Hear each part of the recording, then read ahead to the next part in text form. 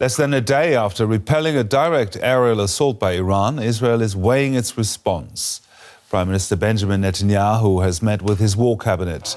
Its members are said to favor responding to the attack, but are divided over when and how hard to strike back. Iran launched more than 300 drones, cruise missiles and ballistic missiles in the overnight attack, but nearly all were intercepted by Israel, the US and other nations. World leaders have urged restraint, with US President Joe Biden telling Netanyahu that Washington will not participate in any military retaliation against Iran. Tehran says the assault was itself retaliation for an attack on its embassy in Damascus earlier this month that killed 2 top-ranking generals. Flashes in the sky over Jerusalem and Iron Dome in action. This footage shows the interception of missiles and drones launched by Iran. After the first ever direct military attack on Israel from Iranian territory, concern is growing over a possible further escalation. Israeli War Cabinet member Benny Gantz made a defiant statement that did little to allay those fears. This incident is not over. We will build a regional coalition and collect the price from Iran in a way and at a time that suits us. US President Joe Biden reaffirmed what he called America's ironclad commitment to the security of Israel, but the White House added Biden had told Netanyahu that the US would not participate in any Israeli counteroffensive against Iran. In Tehran, pro-government Iranians took to the streets to celebrate the wave of strikes against Israel. The elite Revolutionary Guard says the overnight assault was a response to a deadly airstrike on the Iranian embassy compound in Syria earlier this month, which killed several of its most senior commanders. Iran's mission to the United Nations wrote on social media that its attack on Israel can be deemed concluded. The Iranian foreign minister made a statement after the attack that seemed to be aimed at giving assurance that Tehran was not looking to escalate the conflict. We notified our brothers in the region, where the United States has military bases in their countries, that our goal is only to punish the Israeli regime and that we are not seeking to target American bases in the region. But as Israel says its confrontation with Iran is not over, that may do little to calm fears of a full-scale regional war. And I'm now joined by our Middle East analyst, Shani Razanis. Shani, the Israeli War Cabinet has been meeting. What do we know? What came out of this meeting? It's more than 5 hours that they were discussing. It seems like there's a consensus in Israel that there needs to be some sort of a response. But now the question, what is that response should be? You know, we're talking about 45 years of this tensions between Iran that escalated into a shadow war in the last decades. And for Netanyahu, it's been his life mission to fend off Iran. And he's pushing back very strongly for a response here. We also know he has the backing of the military and the defense minister, Gallant, who's always been more of a hardliner. And against that, we see the Minister Gantz, who's more of a moderate. He's also a former chief of the military, and other 2 members of the cabinet trying to push back. What's on the table? What are the options? Going all in for Israel would be using this excuse and going for the Iranian nuclear facilities. That would be something that Israel had been hoping to do for a long time with international coalition. Maybe they think this might be the time to get any legitimacy from the world, might just be now. That would be going all in. But then other than that, there's also more moderate responses, either going directly into military bases or military facilities that were participating in the attack yesterday, sort of a tit-for-tat, a very measured response, or going for any of Iran's more strategic proxies in the region, trying to attack there. And of course, there's always the covert operations, sort of the mild cyber attacks that we've been seeing. Any of these, that would be the lowest level of attack. So the idea is to send a message, but how can we send a message without alienating the Americans and the international coalition of support that we're seeing now coming together in hopes, in support of Israel and its war against Iran? That would lead directly to my next question. What would Israel be able to gain from any military response versus what it would have to lose? Well, The way Israel sees it, ever since October 7th, they lost their deterrence, which was one of the more strategic assets when it came to their positioning in that region, in the Middle East. And having lost that, they feel like the only way to gain it is with force. A lot of it. This is why we're seeing Israel so aggressively operating whenever it does operate. So they feel like this is about the standing of Israel in the region for the long run. What it can lose, of course, is international support and mostly American backing. We know that Joe Biden has said very clearly he will support Israel defense efforts, but will not support any attacks. We know he has had a talk also with the G7 countries quite recently, when they're all trying to form together some sort of a diplomatic package that will put pressure in Iran and hopefully convince Israel to, fend off any attacks. And this is a lot on the line for Israel, because the very idea of having a wedge between Israel and the US, that for itself is quite an achievement for Iran in the region. So, of course, that's also on the line. Well, the defense minister, Yoav Gallant, says that this attack provides an opportunity to cement a strategic alliance against Iran. How could that look? Who will be a part of that? Well, of course, the Americans. We've seen the Brits, UK taking active part in that, and also the Sunni moderate countries in the region. We know for a fact it was Jordan, Israel's neighbor, but part of this alliance traditionally would also include Egypt. It also has a peace agreement with Israel. We also know there were willingness from the Saudis. We have all the countries that are part of the Abraham Accord, so Bahrain and so forth.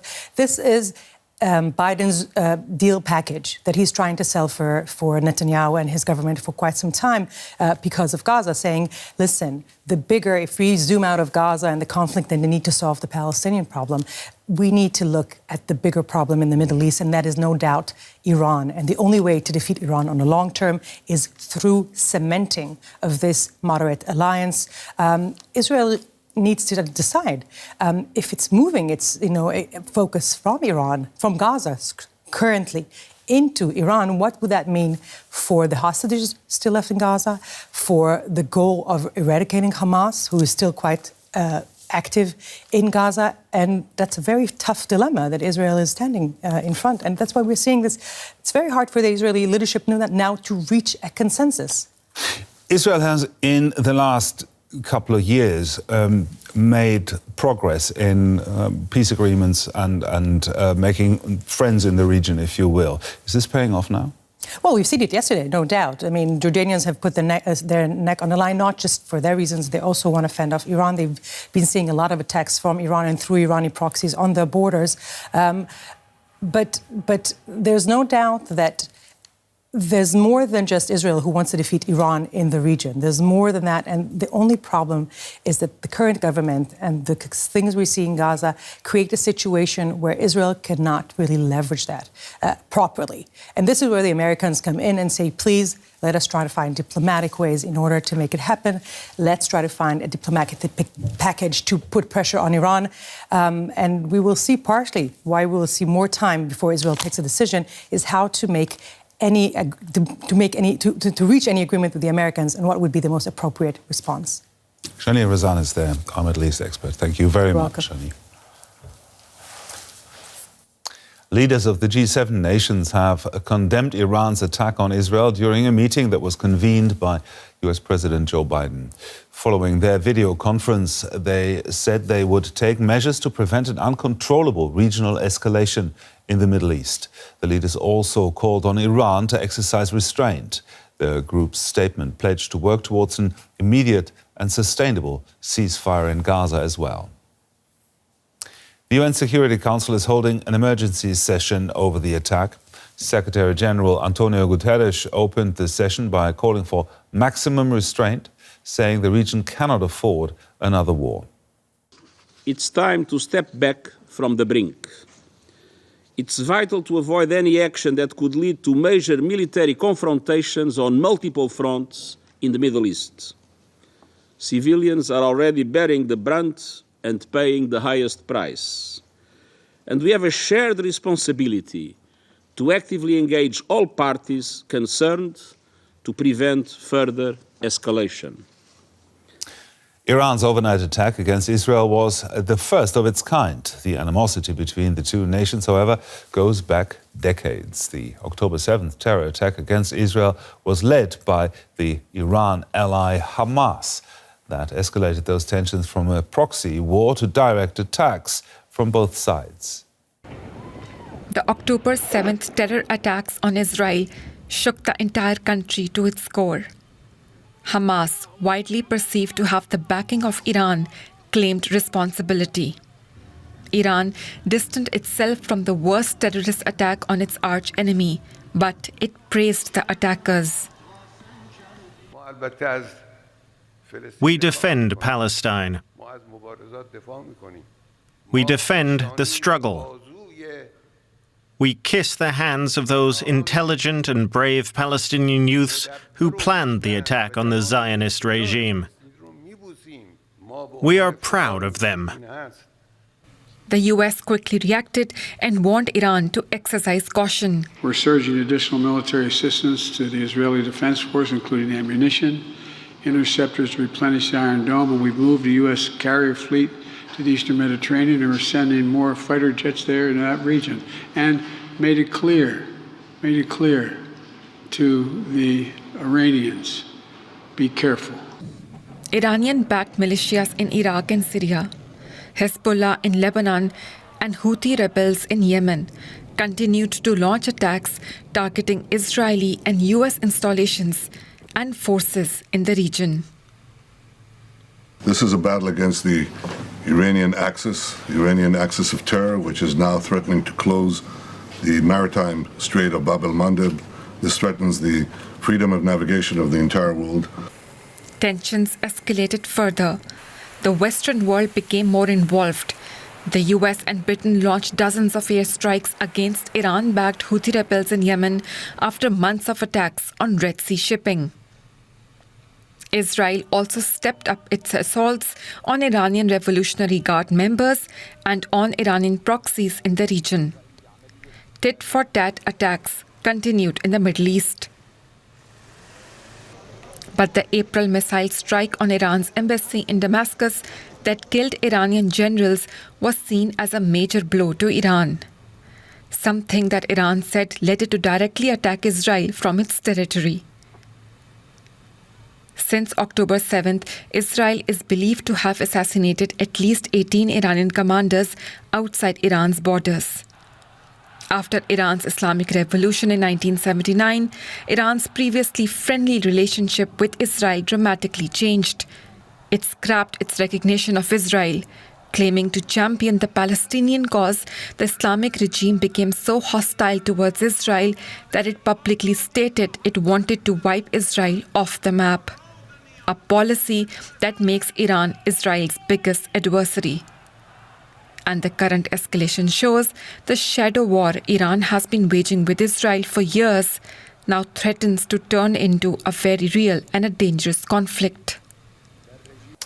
Germany's Chancellor Olaf Scholz has responded to the Iranian assault while on a trip to China, where he'll be meeting with, among others, President Xi Jinping.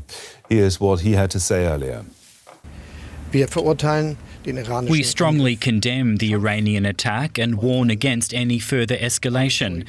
Iran must not continue down this path. At the same time, it's absolutely clear to us that we stand in solidarity with Israel, which has every right to defend itself. We will do everything we can to prevent further escalation and will therefore continue to pursue our current course. But we can only warn everyone, especially Iran, against continuing down this path. German Chancellor Olaf Scholz speaking there. Now let's bring in Alexander Müller. He's a member of the German Parliament, defense policy spokesman for the Free Democratic Party, which is a part of the governing coalition here in Germany, for their parliamentary group and chairman of the Defence Committee. Now, we just heard Olaf Scholz there calling for restraint, and German arms sales to Israel have been under scrutiny recently. Could German weapons be used by Israel to retaliate, and does that worry you? No, I don't think that German weapons could be used because it is just a small part. There are no tanks, no airplanes, nothing where you can what you can use to attack any other country. So I'm not really worried that German weapons would be used on this. Now, the Secretary General of your party, the FDP, just called for a different approach in Germany's Iran policy.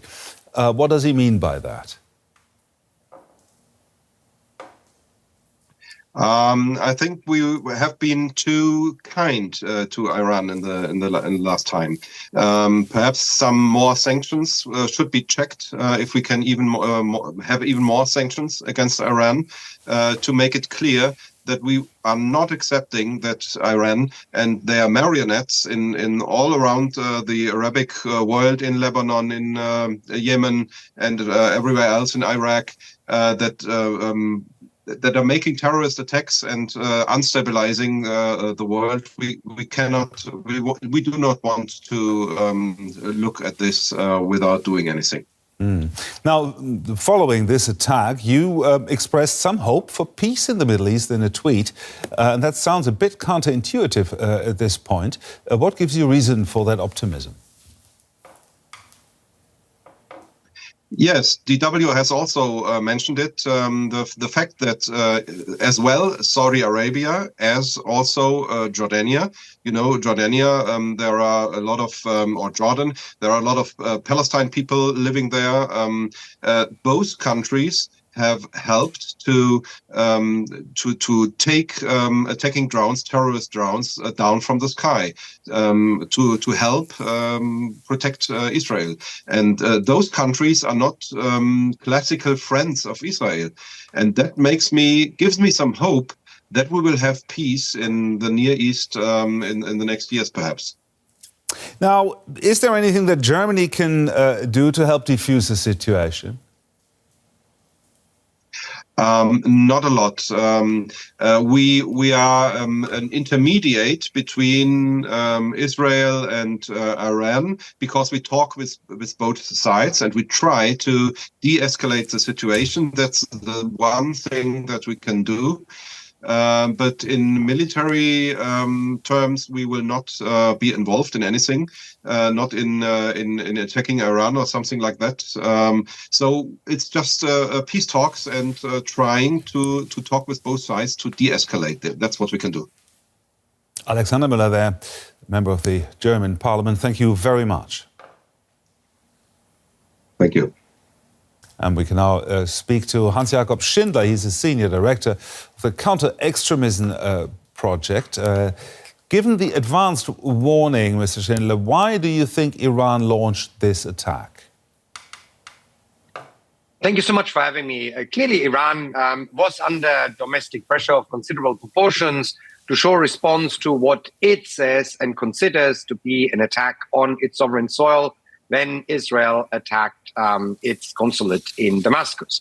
However, it made apparently sure that the damage that this attack is meted out on Israel was quite limited. Not only did it publicly say when it launched the drones, the rockets, giving ample wartime, but as it turns out now today, apparently the Iranians briefed the Turkish government, who then in turn briefed the US government, and that the attack is coming and it's going to be quite limited.